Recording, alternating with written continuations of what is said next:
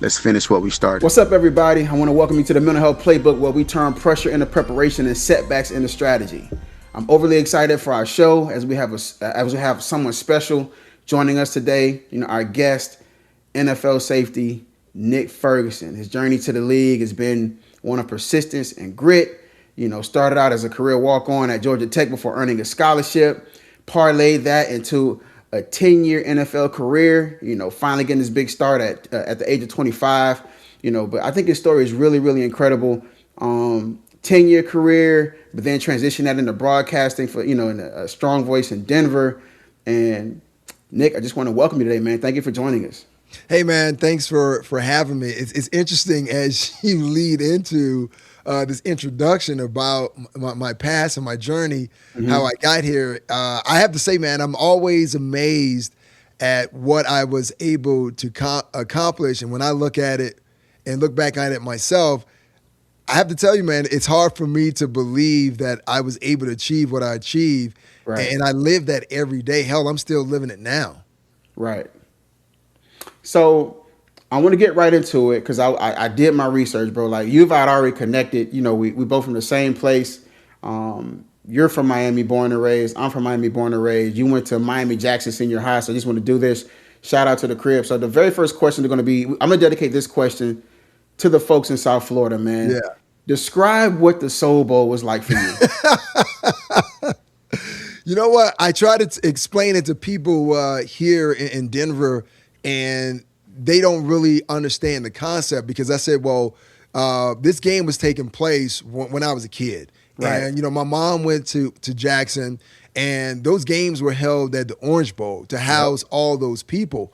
And by the time I started playing, it was at Trav Powell Stadium, and you get like 9,000 to 10,000 people at Trav Powell. And I was like, that's an enormous amount of people for a high school football game, which was unreal. But it grew to a point where they had to take it back to Joe Robbie Stadium. I'm dating myself, but this is how far back it was to have it in Joe Robbie because the fans, the number of fans that wanted to go. But it was one of those games that you either said that you played in or you wanted to say that you were there when you saw this happen. It was almost similar to maybe Northwestern playing Carroll City. When I was a kid, Coach Frazier was there and they had the Wipeout Boys. And as a kid, it was just like, oh my God, look at this offensive line and look, I mean, they just cleaning up people. But that was just kind of the essence of one, Trav Powell Stadium, but just Miami football within itself. Right. And when I try to tell people in Denver and explain to them what that was like, man, it was a whole different world.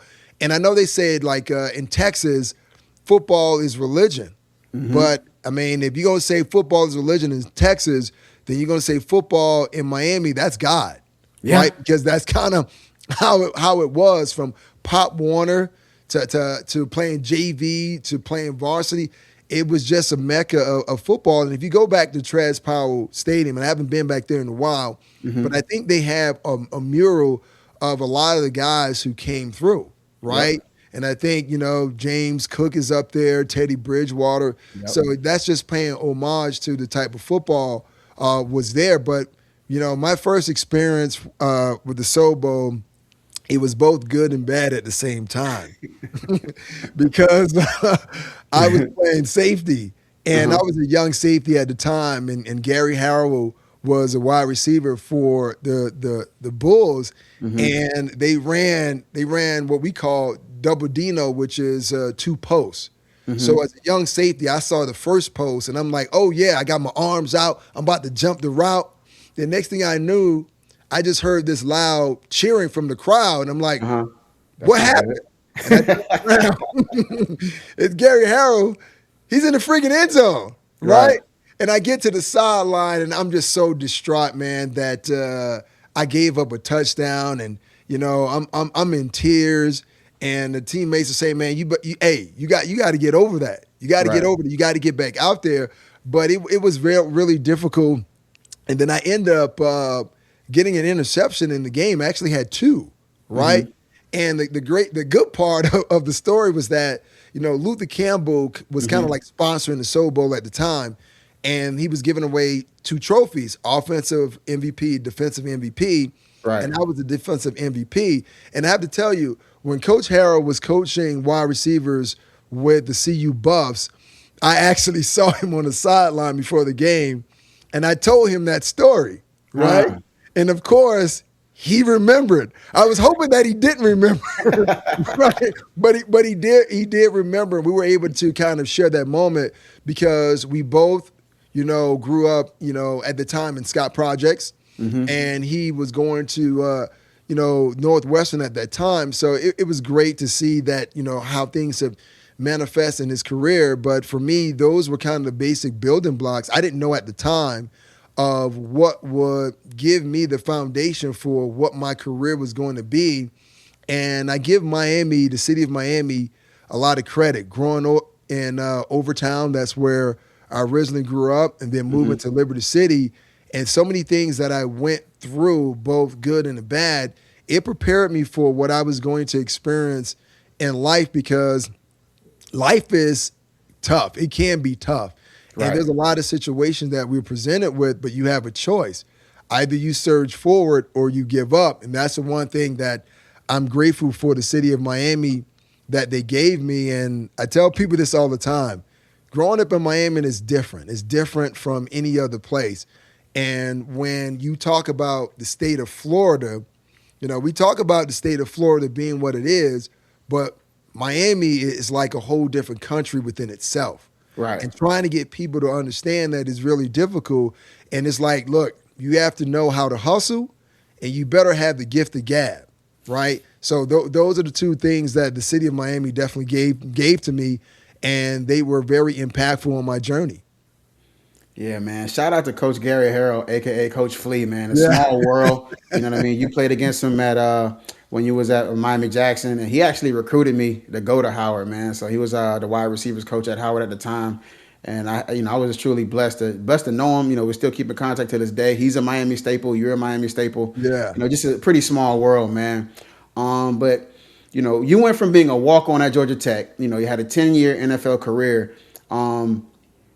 But for the audience, I want them to know, we talk about you having a 10-year career, right?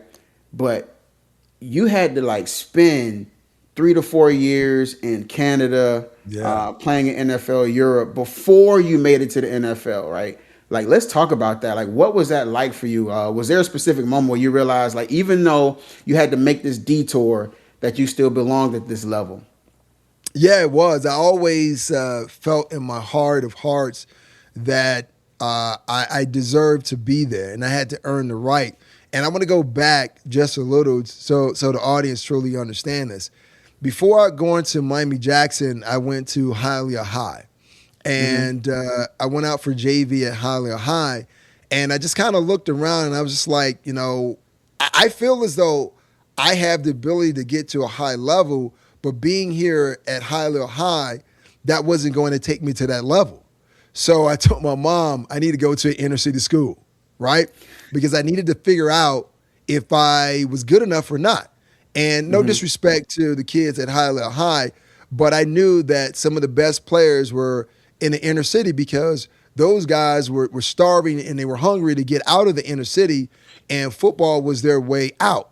So I needed to test my skill set against those particular guys, and that's kind of where my journey started. And, I was supposed to go to Northwestern based on where, my mom lived. And it's like, if I was across the street, I was good to go to Jackson. But we petitioned and allowed me to go to Jackson. And that's where it all started for me. And it's the grind, man, understanding that you might not be the best player at that moment, but that's not to say that you can't grow into that player. Because here's what I know about other players that I've come across, guys on a collegiate level and a pro level as well, as I was pursuing my NFL dreams. You're going to run into challenges. Once again, you're going to have a choice. Either you're going to surge forward or you're going to take your ball and go home. And when I looked at where I came from, I was like, I got a choice, man. I can continue on this journey. It's going to be difficult. It's going to be hard. I'm going to want to quit. but I can stay where I am. And I'm like, no, man, I know what the inner city is going to provide. I've seen it too many times, death or in jail. So I can take the easy path or I can take the low, less traveled. It's going to be difficult. It's going to be a lot of pitfalls.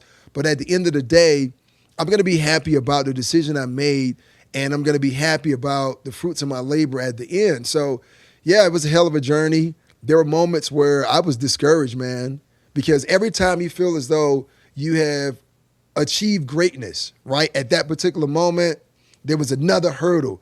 And it was frustrating. It was like, God, I mean, what did I do wrong in my Right. former life that every time I've had some form of success, you throw on some type of a roadblock? But Right. I figured it out that was God's way of trying to determine how badly I wanted it. Because a lot of people say they want a lot of things, but they're not willing to make the necessary sacrifices to get those things. Like my childhood was different, right? Like my brother worked on cars. I was on the park playing football. So that's why my brother is better at, working on cars than I am, right? Right. Because I was working on, my craft every day. I didn't have time to hang out with my friends. Hell, when I became a professional, and the same way it was in college, my dad told me, hey, man, keep your mind on your books and off those girls. Because once you get to where you need to be, that'll handle itself. So for me, I was married to the game. So the game was my girlfriend and my mistress all at the same time. And I wasn't sacrificing anything to disrupt what was going on with the game. So, you talk about your level of focus and making it, right? And the NFL draft is coming up. The combine just passed.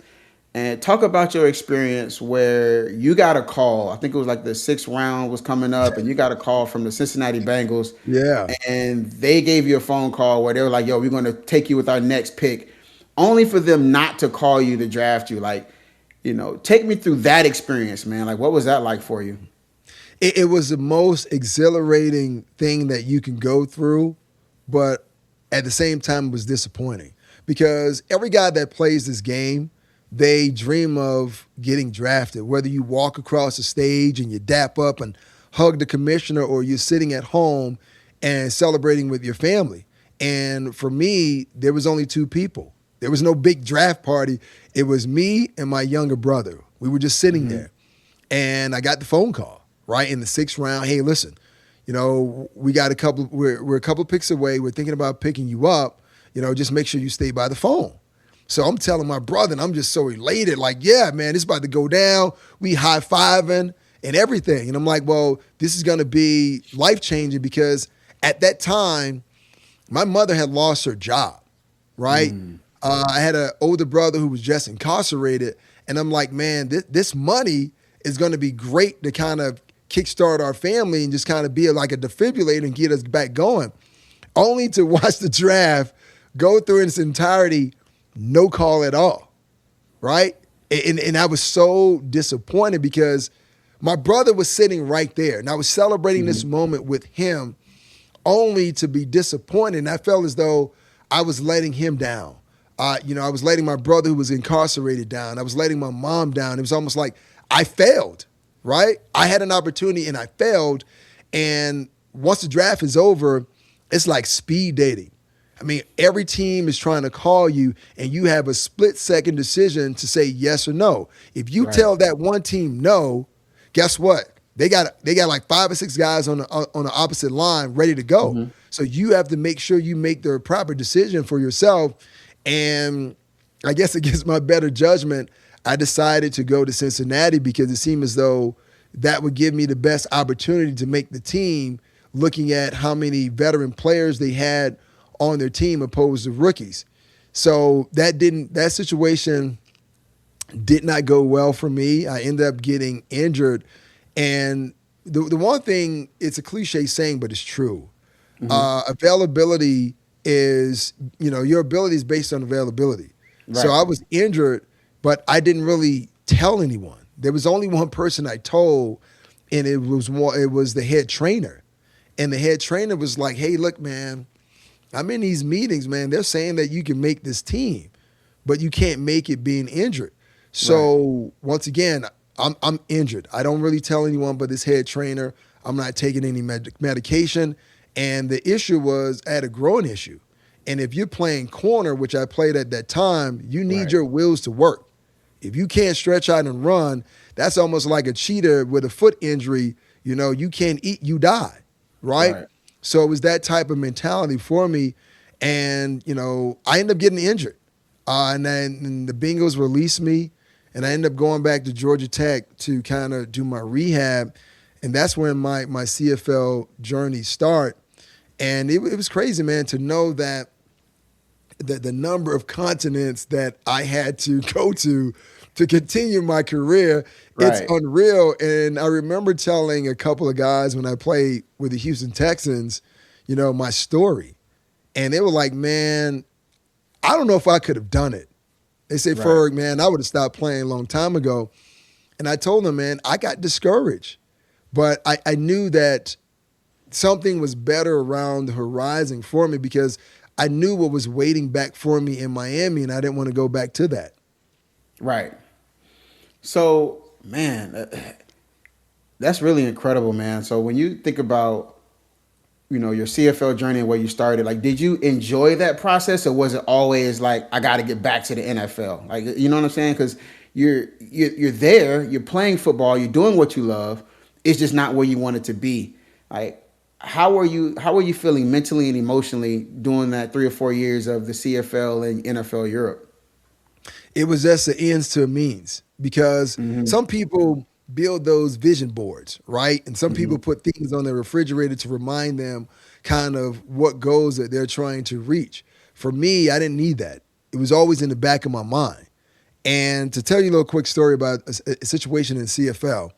So I was in a CFL, and let's just say I was making like maybe $57,000 CFL wise. Mm-hmm. And there is a difference in CFL money opposed to money in the United States, even though they're both in North America. So there was Right. a certain exchange rate.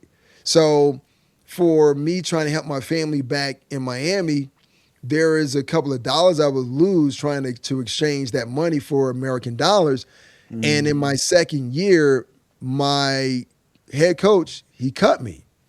Right now, me and this guy, Jeff Rainbow, we're cool friends now. We joke about it, but it wasn't funny then, as you can imagine, because when he Right. cut me, he never looked me in my eye. And I knew, I said, well, this man is full of crap because he's telling me he's cutting me because I don't have the goods anymore, but he can't look me in my eyes and tell me that. So I told him then that he was full of crap, right? Mm-hmm. And they cut me. I stayed in Canada for about 2 weeks. And I tell you, man, God is good because, my ability to work in Canada was about to expire because I was no Mm-hmm. longer employed by the team. So I was going to have to leave the country. And I told the coach, I say, look, the player that you are putting in my place, you only put him in my place because he's more cost effective, right?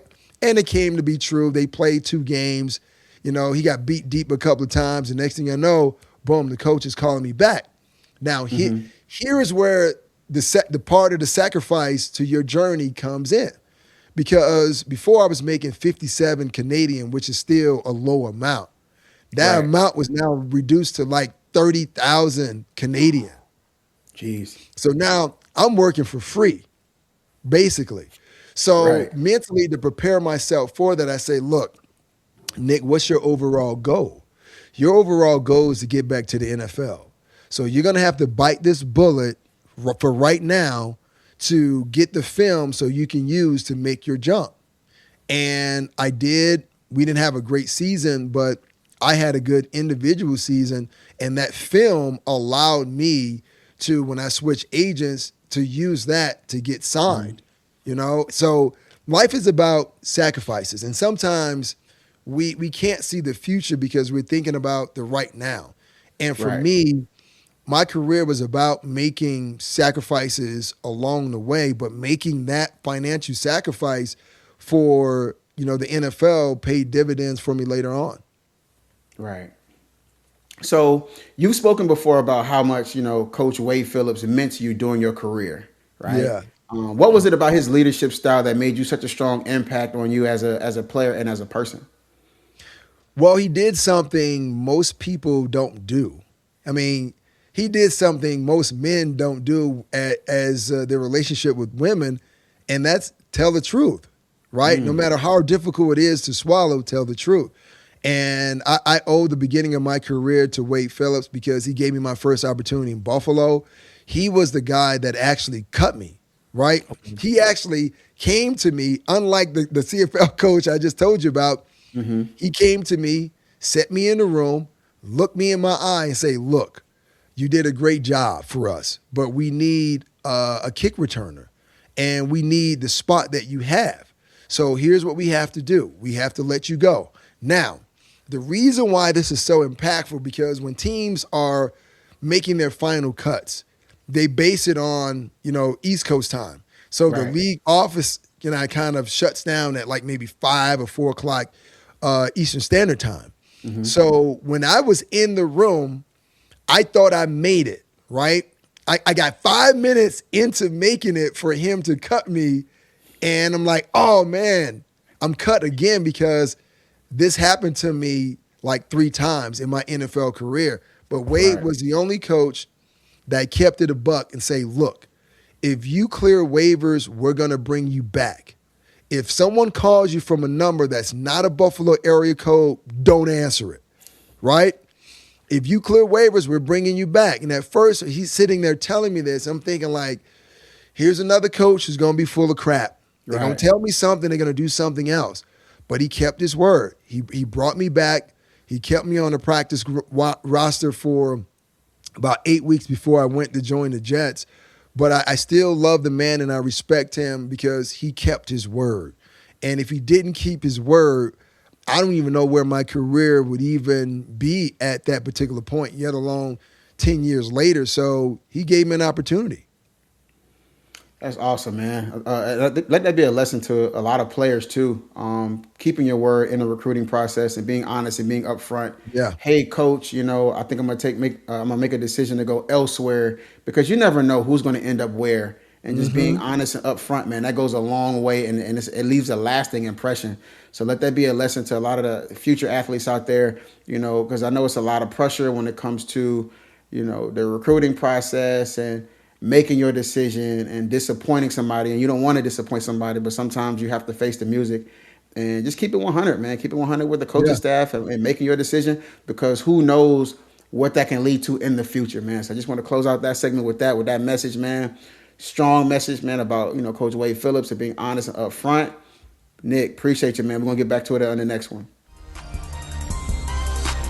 All right, so we want to transition into our next segment, and I want to dive into Nick's career. Now that he's made it to the NFL, we've done the time in Canada, we've done the time in Europe. Nick, you played over a decade in the NFL and built a reputation as a tough, instinctive safety. Like, when you reflect on your football journey from college to the league, what moment shaped you the most as a competitor? It would have to be my early time in New York as a young player and being around Bill Parcells. And Bill Parcells didn't play the radio. And he was cutthroat. He was going to be as brutally honest as he could.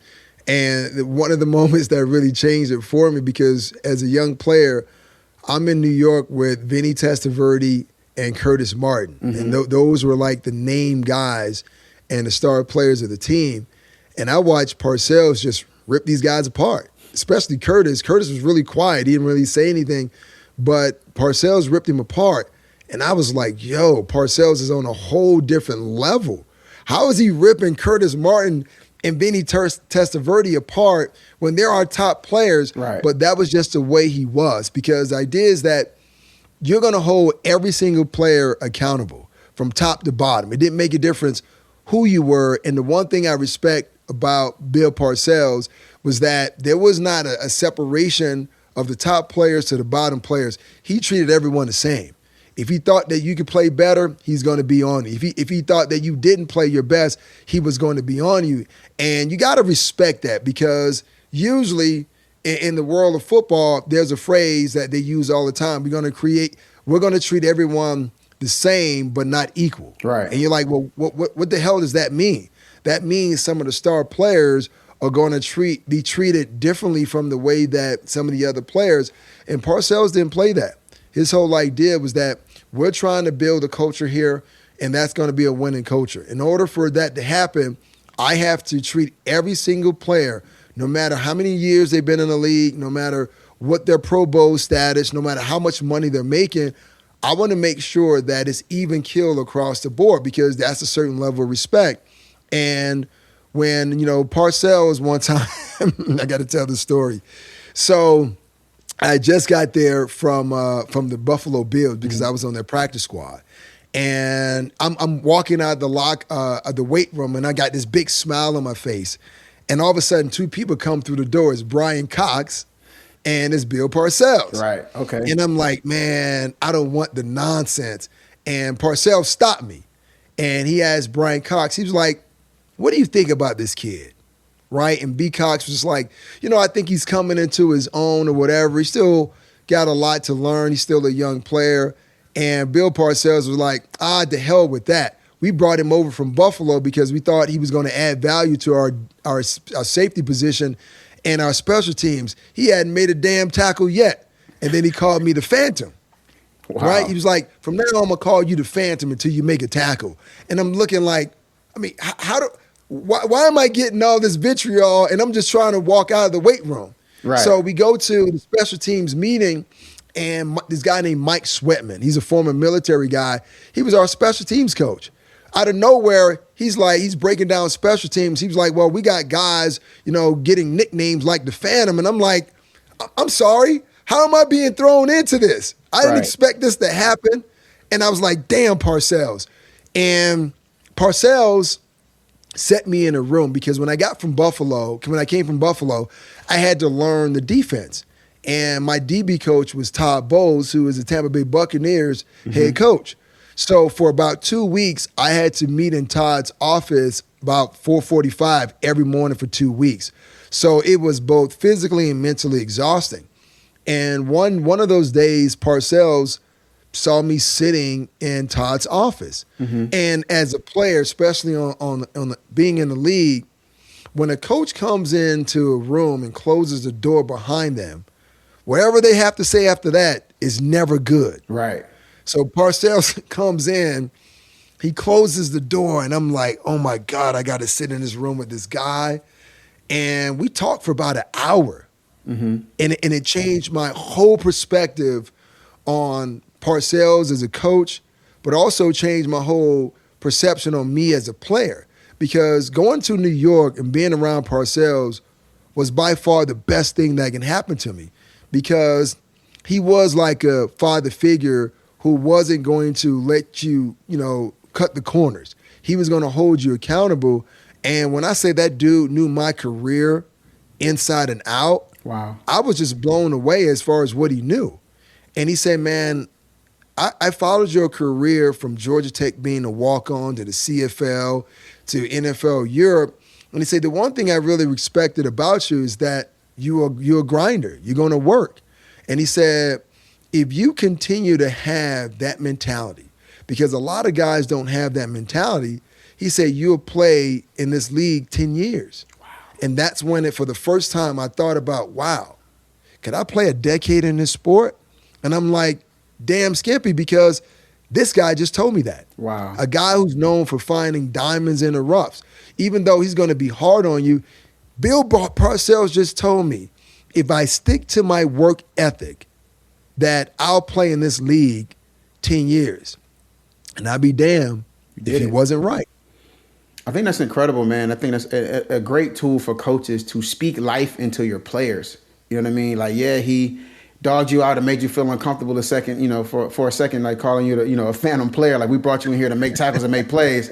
But then, he catches you in a one-on-one moment and starts pouring into you and letting you know, like, hey, I do know who you are and I respect you. Here's my vision for you. And if you do these things, you'll have a long, successful career.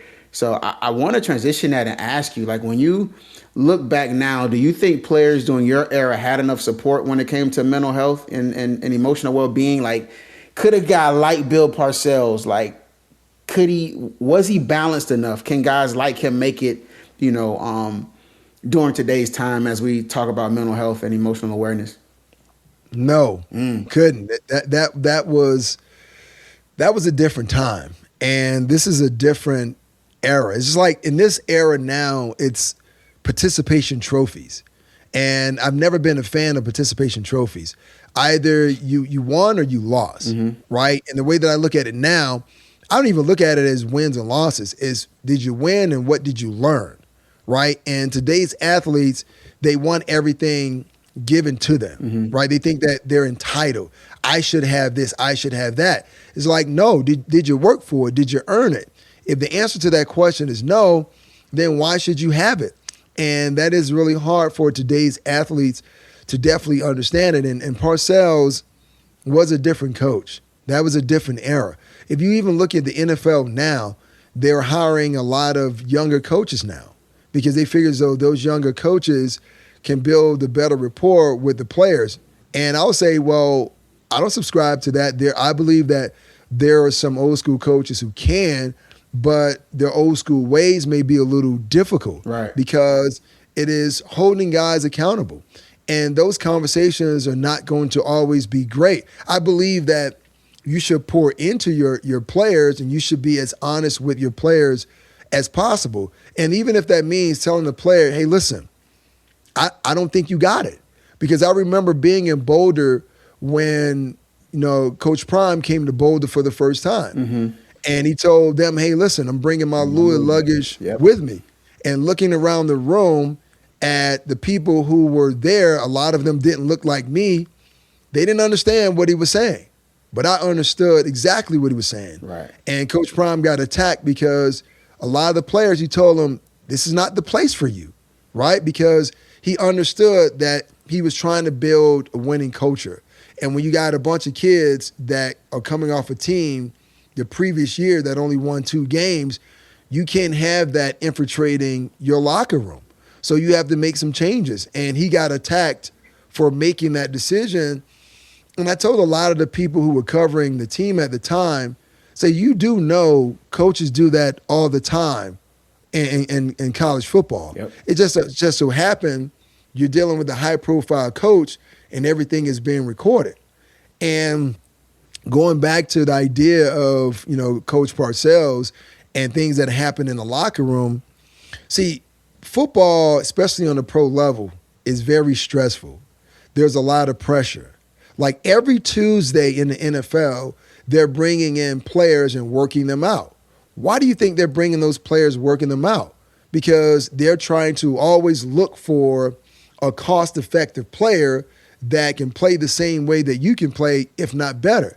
So now, just think about it. You have a job where they're trying to replace you, right? They're not trying to reward you. They're trying to replace you. Right. This is why they have the combine every single year. And the combine wasn't designed to uplift players and show their skill level. That's what it appears to be, but it is to find out your weak points, right? What is it that you can't do? Right. That's why even when they hold those interviews, they're holding those interviews to find flaws in your personality, right, as a player.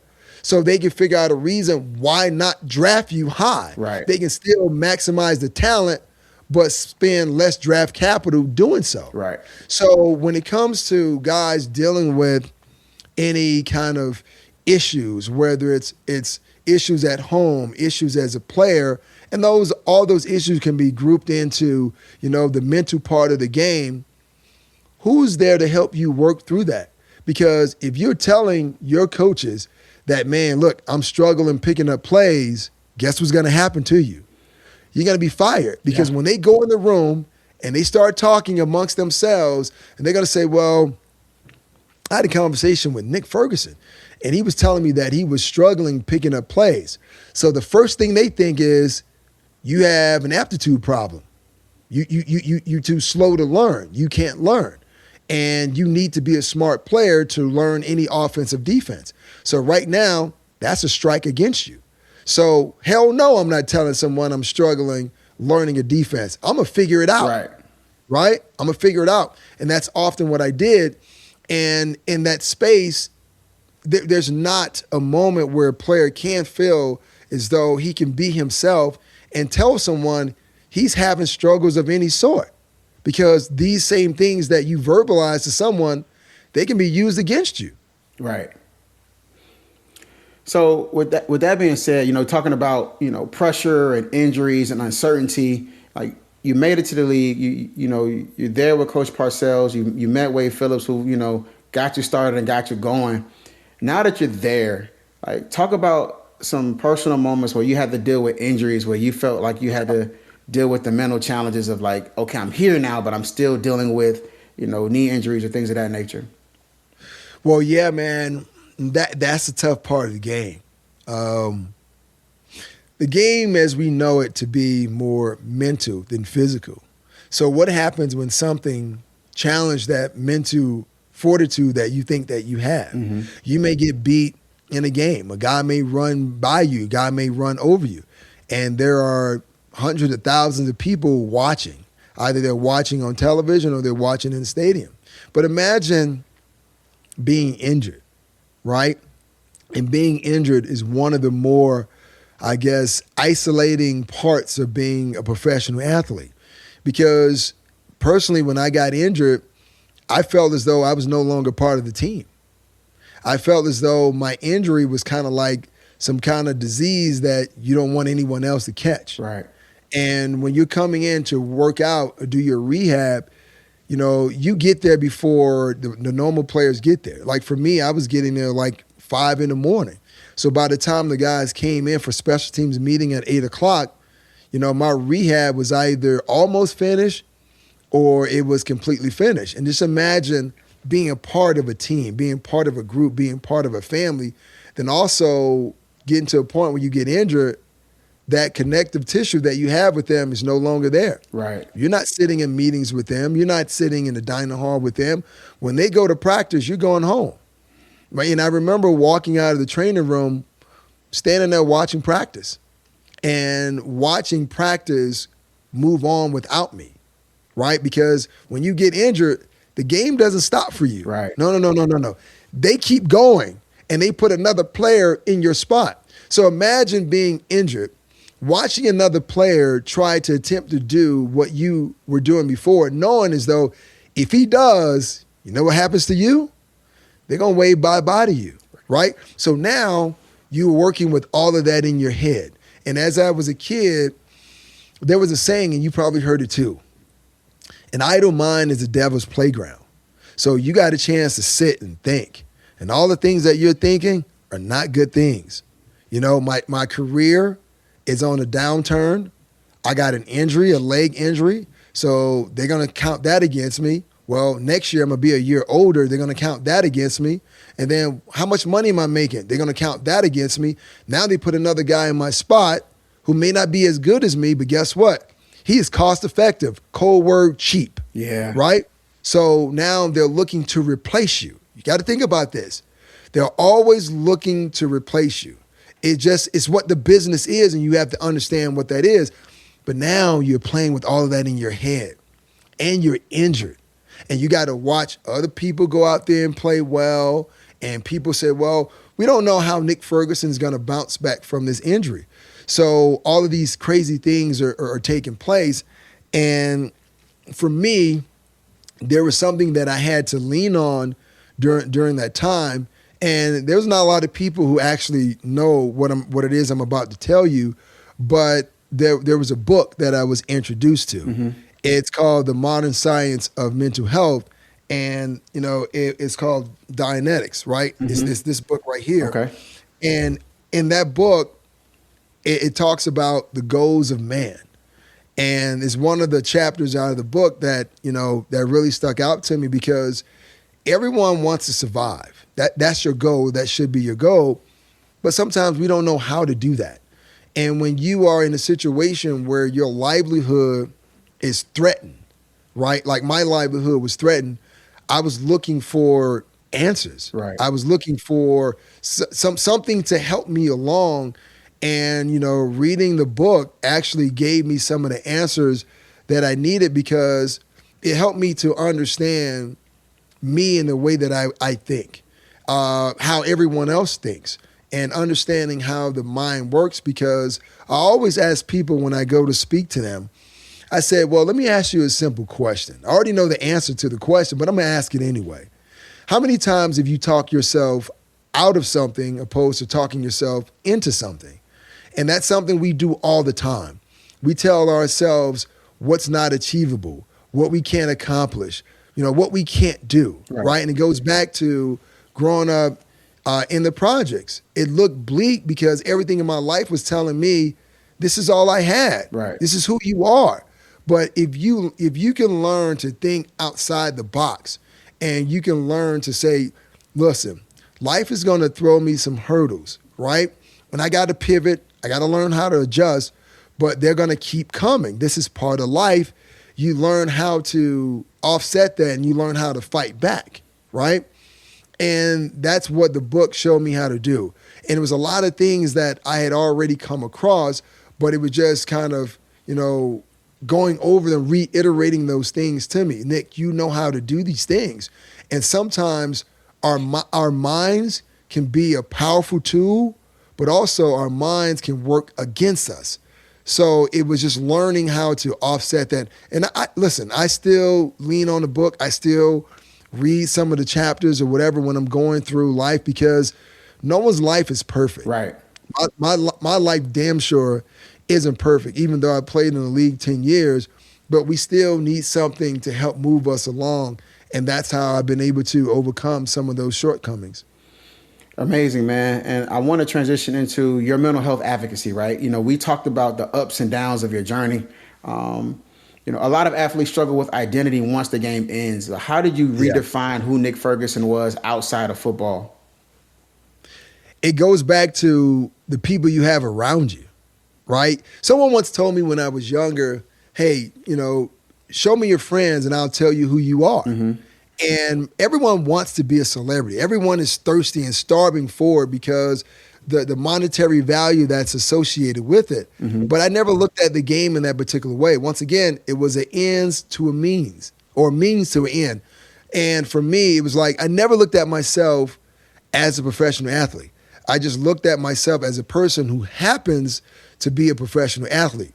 It wasn't who I was. It was just something that I did. Right. And I never lost myself in everything that comes along with it, because there's money, there's fame, there's power that comes along with it. And what helped me along this journey was remembering what it was like growing up in the inner city of Overtown and Liberty City. Like, the street pharmaceutical reps were the movie stars in our neighborhood, right? They had all the flash and everything you were looking forward to. But even then, I knew that, well, their lifestyle wasn't conducive and that wouldn't last long. So when I got into a position as a professional athlete, all that glitz and glamour, it didn't faze me at all. Mm-hmm. I didn't really care.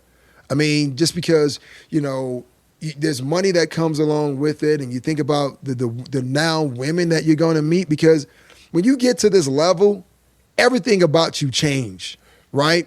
Because from the clothes you wear to the places you go, the things that you can buy, the people you meet, because of the monetary things that, you're now in your pocket. But I didn't really care about that, right? I wasn't a guy that was easily wowed. No, I was just like, nope. I was just, hey, look at Dr. J right there. Right? He's just another player. But at the same time, that's why I didn't fall into that trap. And if you live your life in that particular way, mm-hmm. when the rug is snatched from underneath you and they turn the stadium lights out, you're going to struggle, because you base a lot of who you are based on what you did for a living. Right. And for me, that was never my thing, because the same group of friends that I had at Morris Brown before I got to Georgia Tech, guess what? They're still my close-knit friends. Right. And that's 4 guys I can name on one hand, right? All those other people that came to be friends based on what I did for a living, I'm not saying that they're not true friends, right. but they're not in my circle, right? They're just associates. They're people who I met. And when we look at football now, we have the transfer portal. We have NILs. Mm-hmm. There's a lot of players who lose themselves in that whole idea of chasing money. so does those parents, those guardians who now are kind of giving the idea of trying to make sure that those kids are set on the right path. They are so money hungry that they forget that this is my cousin, this is my son, this is my nephew. And when you lose yourself in that, that's going to create a lot of issues where now people are fighting in families over money. Yeah.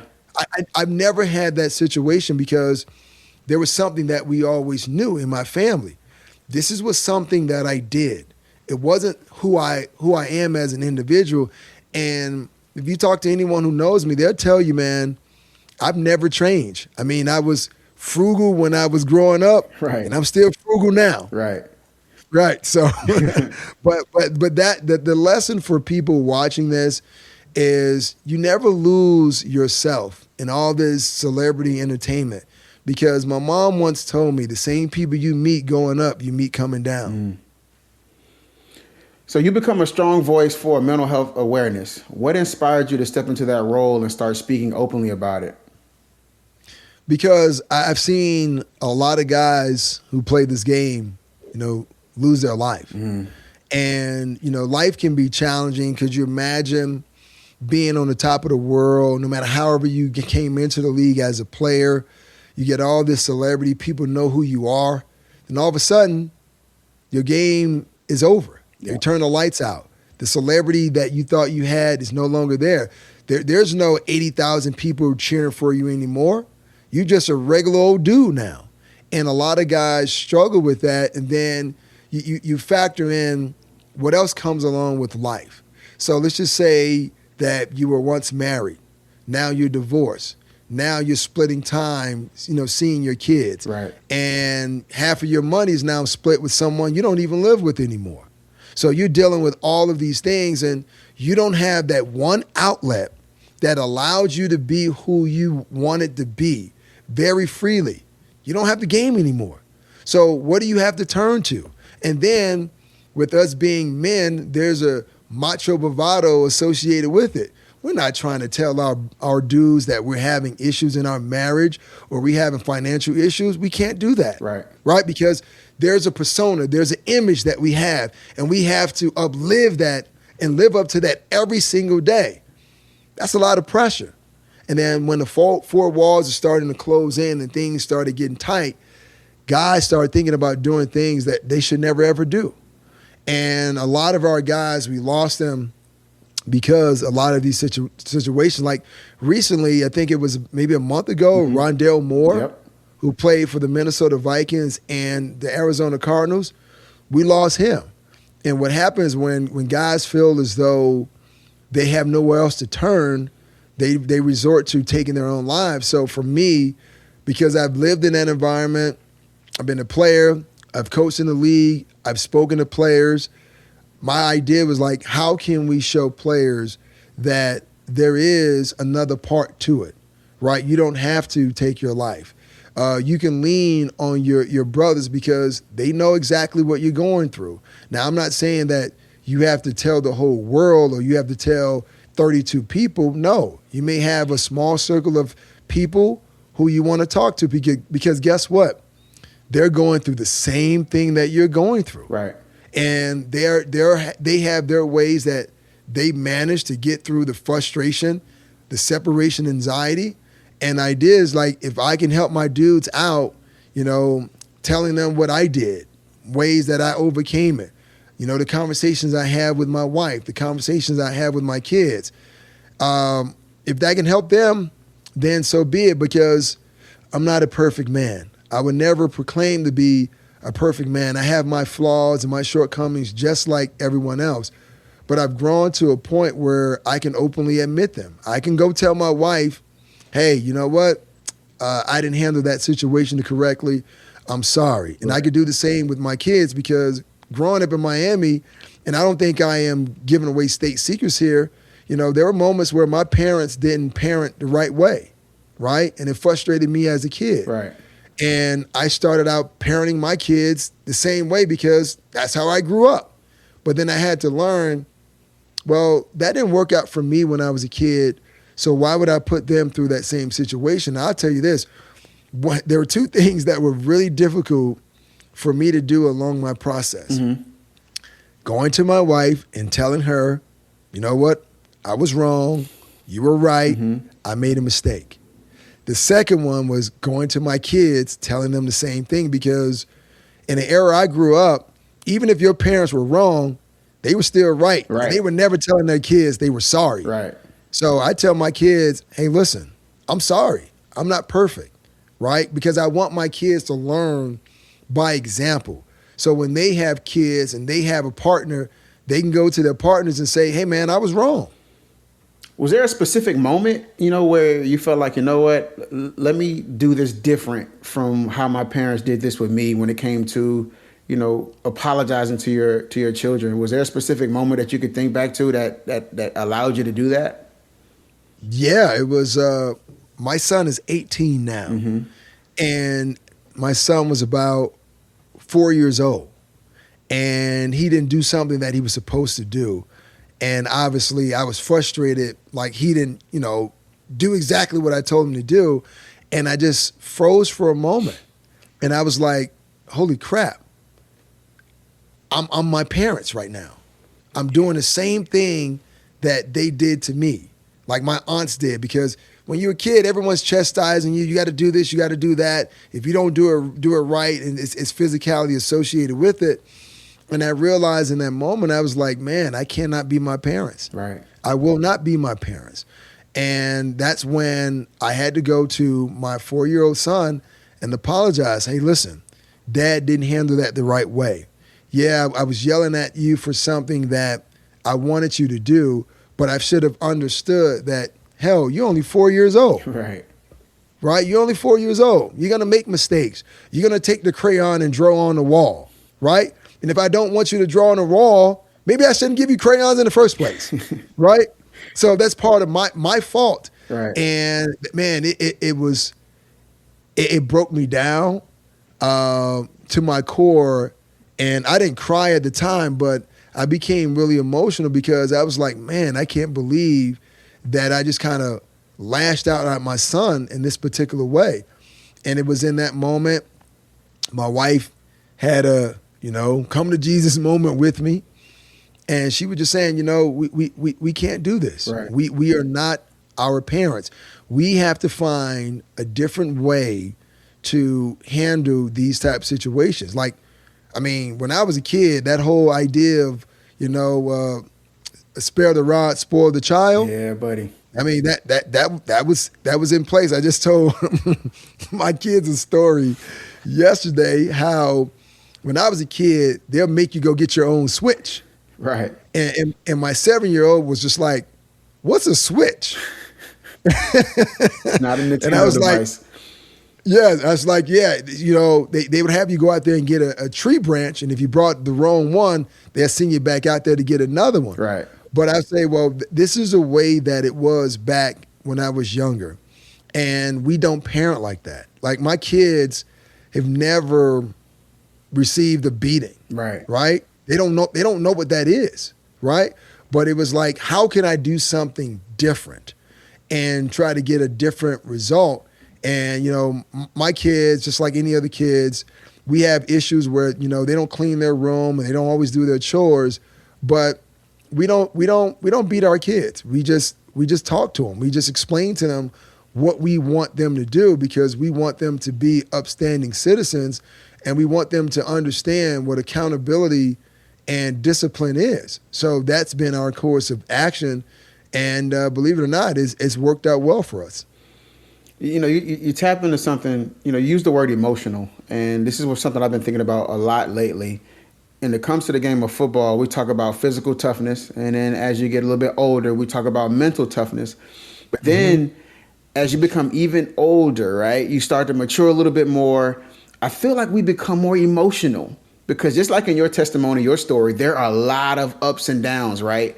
And it gets to a point where even when you have a winning moment, you become emotional because of the downs you had to win through, or you can become emotional because of another down moment, like how many times you've been cut, how many times you bounce back.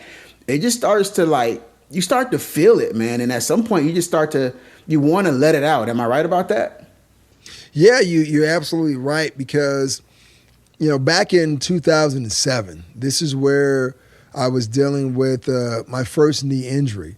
I lost one of my teammates. He actually was killed, shot and killed on the day I was supposed to get married. Wow. And it was something that none of us had anticipated. And I remember getting that phone call about maybe 4 a.m. And I remember when the coach was telling me what happened, it was taking me a while to process what was taking place. I was like, no, this can't be true. This has to be a dream. You're sure we're talking about the same person? Right. And he was like, yeah. And I didn't even know it. This is how crazy it was. I was crying, but I didn't know until the tear hit my mouth. And I was like, what is this salty discharge? Right. Because I suppressed the urge of crying. And I did that going back to when I left Jackson and I said I was going to college for the first time. My parents were separated and I went to tell my dad because I was so happy. Right. And he made me feel so small. And I was so angry. And I wanted to lash out that I cried. Right. And I suppressed crying for like 20 years. Yeah. I suppressed the urge to cry because it was like, for what I felt in that moment, I said, I'm never going to allow another person to ever make me feel again. So it became a strength and kryptonite all at the same time. Right. Because it kind of hardened me as an individual, where I protected myself emotionally. And I was like, I will not be forthcoming with my emotions because if I do, then someone will be able to break me down in that particular way. It's one of the reasons, for transparency, I played the way that I played. I played angry, right? And I told my father this because every person I tackled, it was almost like Waterboy. You ever seen that movie, The Waterboy? Sure. Yep. So I envisioned my dad's face on every single person I tackled, right? That was my way of dealing with my level of anger and my frustration with my father, right? And my father once said to me, he was like, man, you know what? I can't take credit for the player that you've become. I said, hold on for a second. Got something for you. Yeah, I said indirectly you can, right? Because I envision your face on every single person I tackled. I'm sure it wasn't something that he wanted to hear, but it's something that he needed to hear because that was kind of the emotional breakthrough for me and my dad. Now, we are cool now, but the suppressing of emotions can take you to a certain place. And you may think that is making things better for you, but it makes things worse for you. Right. And the one thing that kind of helped me get out of that was my wife. And I tell men this all the time. See, we're all always searching for that perfect person, right? The perfect person doesn't exist because we all have our flaws. You have to find the perfect person for you. So because she is so full of life and bubbly, she was able to allow me to break down those walls. And the emotion that I show now is definitely, it's because of her, right? That I can express those type of emotions. I can say openly that I'm sorry because a lot of my teammates used to say, hey man, you need a hug, bro, right? Yeah. They would say, man, you need a hug. And really quickly, Aaron Glenn, who's now the head coach for the New York Jets, he used to call me Angry Man, right? If I called him on the phone right now, that's exactly how he would answer the phone. What's up, Angry Man? And really quickly, let me give you this story. When we played for the Jets, I think it was my first year or my second year with the Jets. We were playing the Raiders, right? This is when they got Tim Brown and all these guys. Yep. And this is for the right to advance to the playoffs because this was a wild card game. Mm-hmm. And Mike Westhoff was our special teams coach. Now, if you're Miami Dolphins fans, you remember Mike Westhoff because he was a longtime special teams coach under Don Shula. Mm-hmm. So the one thing he hated was penalties. And Chad Morton had got the ball out to the 45-yard line, so that was great field position for us. But then there was a yellow piece of laundry on the field. Uh-oh. So he asked the referee, well, who's the flag on? The referee looks around and says, 25. I'm like, how's that on me? You threw it, the flag is at the 5, we're standing at the 40. So how's that on me? Right. So Mike Westhoff he is irate. And at the time, he had just had like bone marrow cancer. So he's walking with a cane. So he throws his cane in the air like it's a scene from the Mel Gibson movie Braveheart. And he is just yelling at me. And I'm trying to explain to him, dude, it wasn't me. Right. Right? But he didn't want to hear it. And Scott Frost was on that team too as well. So I'm angry. I'm irate. And I'll just call this involuntary motion, because as he's yelling at me, I ball my right fist up, right? So I'm getting ready to throw a punch and hit him on live TV. Uh-oh. Scott Frost grabs my hand. That's the only thing that calmed me down. And when I walked away, I just walked away and I was like, ah, and I screamed. And guess who saw it? Aaron Glenn, right? So since he saw me do that, he called me Angry Man, right? So in that moment of rage, Scott kind of helped me out, but also I had to calm myself down, because could you imagine a player throwing a punch at a coach on a live NFL game? Yeah. What that would have done from a controversy standpoint, but more importantly, what it would have done for my career. Right. But the crazy part about it, me and Mike Westhoff, we like this now. It'd be like that. It's just like this. If this was a dude that when I played for the Jets, he hated me and I hated him, but we cool right now. Right. He asked me to come down to the Keys to go fishing with him. Who would have thought that? Beautiful. It's a beautiful full circle moment, man. Yeah.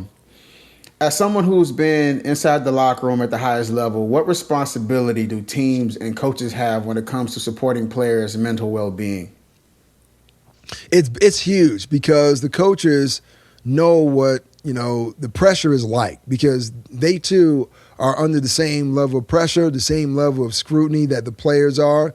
And in today's world, everyone has a cell phone now. So if you don't play well, there's going to be a tweet, there's going to be a podcast about it. Yep. And it's hard to kind of deal with that mental pressure where everyone is coming at you. So the coaches play a significant role. Now, don't get me wrong, your job is to coach. If a player's not playing well, it is your job to tell him. And I would say the way that you handle it in front of the camera is different than you handle it behind the scenes. Because Mike Shanahan would always do a great job of not throwing players under the bus. Right. Even if you made a mistake, he won't do it in public. But the moment you got into a meeting room, hey, listen, no holds barred. Wow, He's going to tell you about yourself, right? And that's the way that you should do it, because here's what I've learned as a player, and I learned through coaching that I use as a parent as well. If I can rip my kids or my players apart when they did something wrong, shouldn't I have the same ability to validate them and uplift them when they did something right? That's what you should do. For sure. But some coaches don't want to do that, because there's an ideology that you don't want to be your player's best friend. And I'm thinking, like, when you are friends with your players, not to say that you have to be best friends, your players are going to play for you, because they know you got their back no matter what. Remember, if you play bad or you have a bad play, I'm never going to out you in the media. Right. We're just going to handle it behind closed doors. See, I can respect that type of coaching. Hold me accountable, right? And I'm the type of player, man, if you're going to yell, scream, and cuss at me, hey, listen, I've listened to my aunts and my coaches yell at me that before, so I can handle that. Right. And sometimes some coaches would do this. If you know that you understand your room, and you say you got 8 guys in your DB room, you got 4 guys who don't take well to that type of coaching. So you may yell at another player. You're still talking to these other 4 players, but you're yelling at a player that you know is mentally stronger to handle that level of criticism. And after that meeting, that player's going to come to you like, hey, man, coach, why are you yelling at me? I didn't make that mistake. Right. Well, I did that because I know you can handle it. They can't. Right. And that's another thing I learned from Parcells is you have to understand your players. not everyone works the same mentally. Not everyone learns the same. So you need to find out what turns the screws for that player and use it, right? Because with Parcells, some guys, it was money. Some guys, it was their position. You find out what are the motivating factors and you use that to push the player along. But at the same time, you're going to have some of those tough decisions and those tough conversations where you have to tell the player, hey, man, you're not playing well. And if you don't change the way you're playing, I'm going to have to go to the next guy. Right. And then when you do that, how does that player handle that? Does that player now respect you for it because you came to them and you were honest with them, and now they went out and worked on some of the things that were problematic and became a better player? Or they threw their hands up and say, you know what, I'm not going to change this guy's mind, so why even try? Right. So it's a delicate balance and kind of a gymnastics you have to do as a coach, but coaches play a pivotal role because if your player is having an issue, you want him to come to you first. Right. Right? Because you can be the voice of reason. You can be that voice to help him make sure that he stays on the right path. Or you can destroy him and then he goes down a dark hole and he can't be dug out. So coaches on every single level, you have a responsibility. And I think it's best to at least show that your players, or you can be a friend to your players. Once again, you may not be their best friend, but you want to show that you can be a friend because you can help them remedy any situation that they're going through. I agree with you 100%, man. Coaches on every level. This is why it's important for every level, because you could be that one coach that a player reaches out to in a dark moment because they trust you. Like, don't just, like, it doesn't have to be their college coach or their therapist at the moment. It could be their high school, position coach. Hey, coach, I'm reaching out to you because this is what I'm dealing with. You want to be able to create a safe space on all levels. Like you said, like not necessarily be the best friend, but just somebody they feel comfortable enough with to just say, hey, coach, this is what I'm dealing with. And I feel comfortable enough to talk to you about it. Like, what should I do? Or I just want to get this off my chest. And sometimes just having that conversation makes them feel a whole lot better. You know what I mean? So I totally get it where you share, hey, coaches on every level, it's important to be able to have that type of relationship with an athlete where they feel they can come and talk to you. And I'll add this really quick too. Mm-hmm. The person you're talking to has to be trustworthy. A person who's not just going to tell you, oh yeah, man, you're doing all the right things. No. I don't want someone who's going to sugarcoat it. Right. I want someone who's going to be honest with me, even if I'm not honest with myself. Right? But also I can confide in you and you not use it against me. Yep. That's the biggest part. Don't use it against me, because if you use it against me, I can no longer trust you, right? You're not a stable person that I can lean on to kind of keeping me balanced. I can't do that. Right.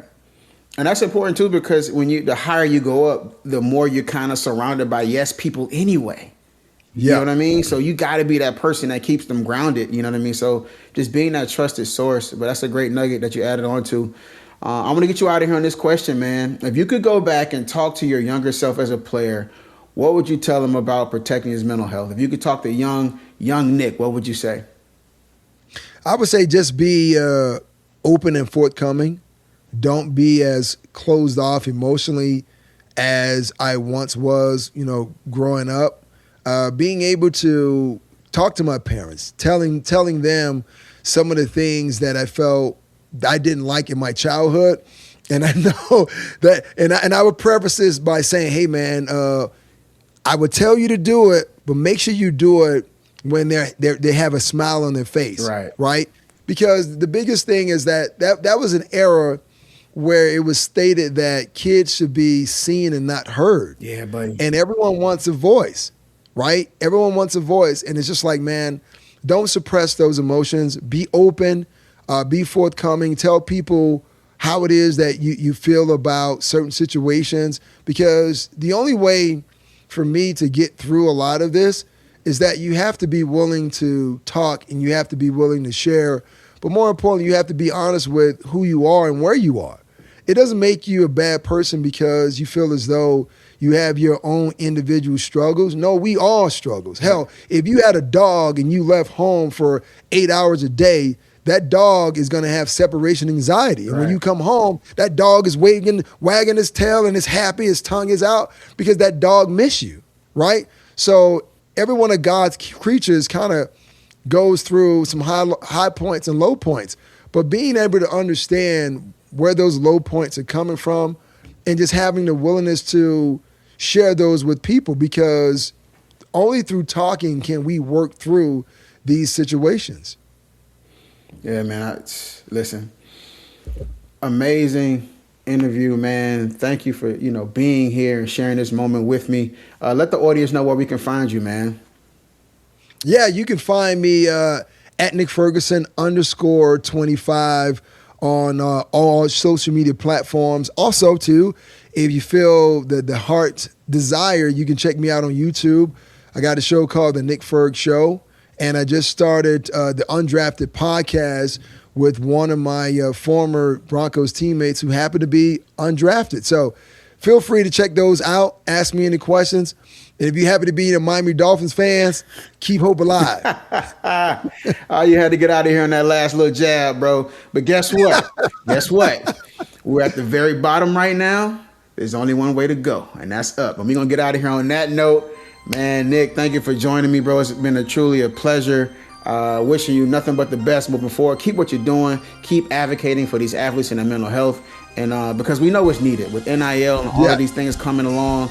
The pressure is going to mount, not just from, fans, but from family, because there's so much money involved and so much hype involved. We want to make sure that we keep doing our part to create a space for these athletes.